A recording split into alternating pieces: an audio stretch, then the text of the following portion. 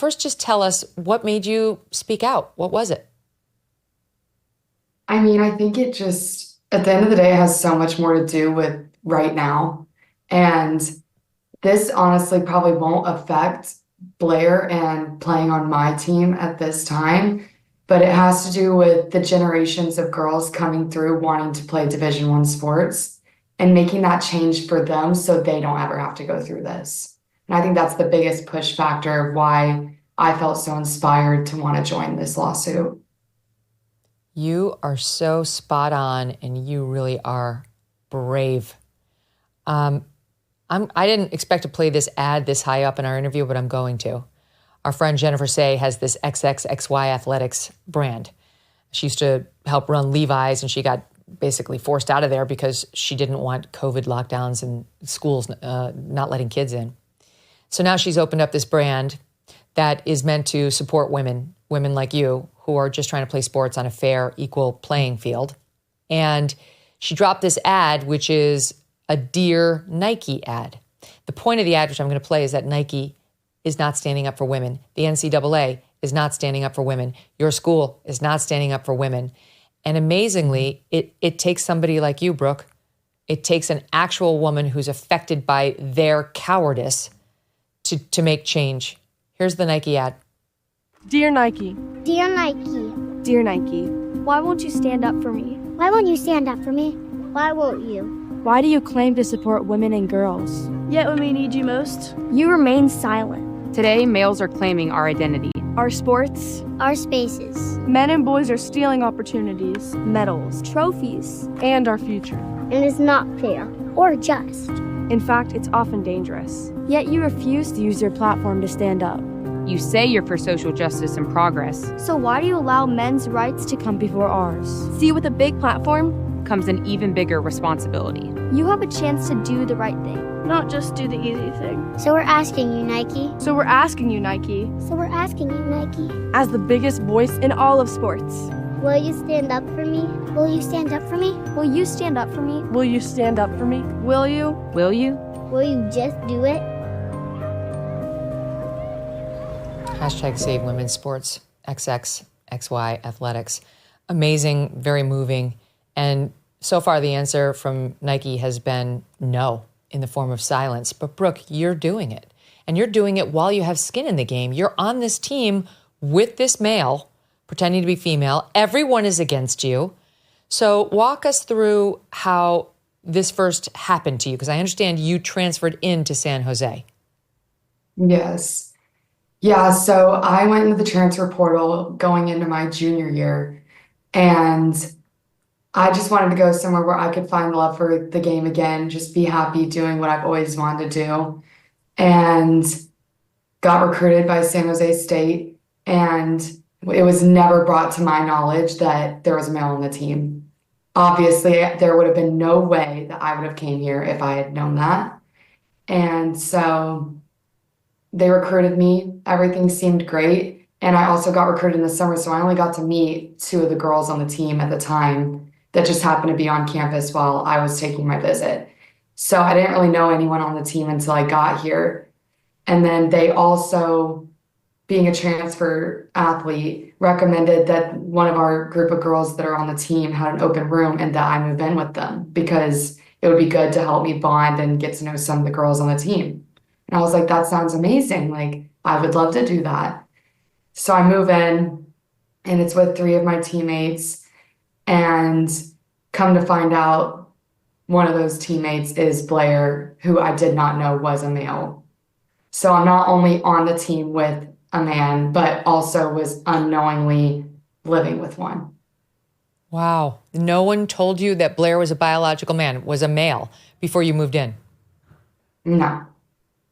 So how did you find out?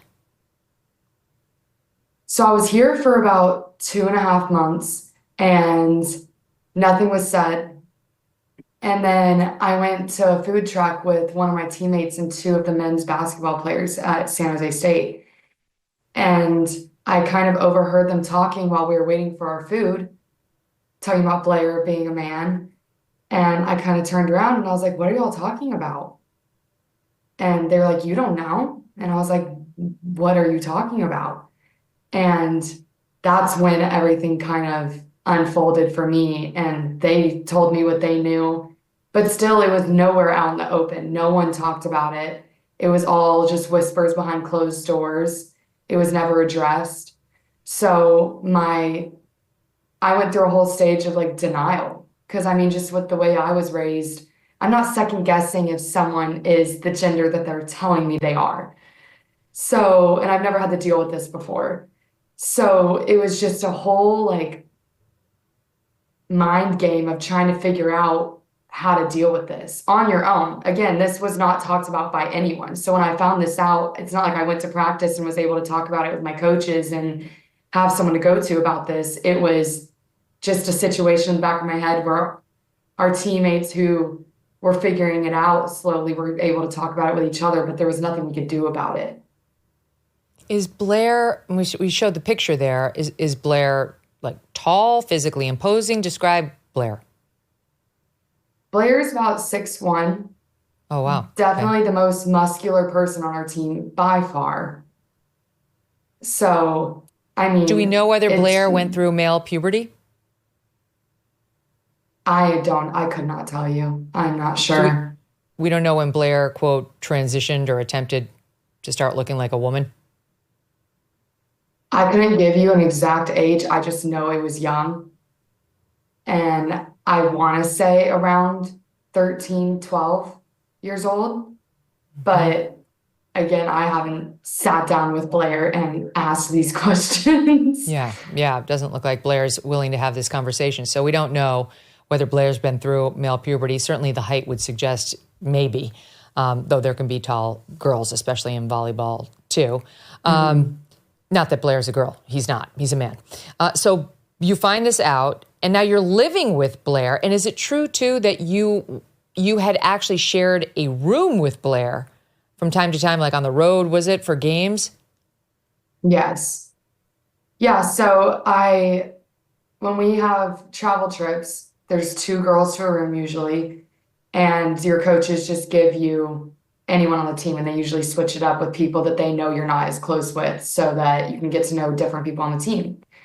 And I was like, this is great. I'm a transfer player. Like, I'll get the opportunity to get to know some new people on the team that I haven't really gotten to know yet.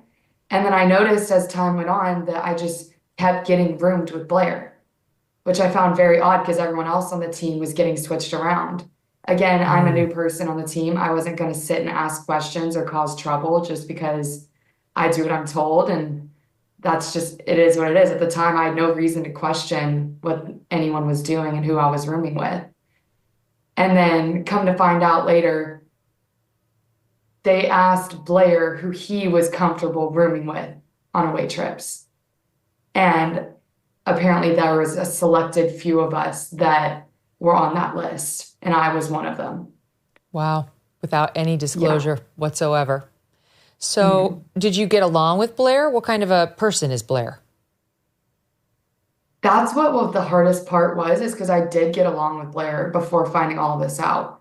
I mean, living with a person, you're around them a lot. And so Blair was a friend to me. And so after all of this coming out, like, it was, again, just I'm in such denial because he's someone who you think is a friend, and then come to find out their life is a lie to you. Thanks so much for watching. If you like what you just saw, hit the subscribe button for more clips and full episodes.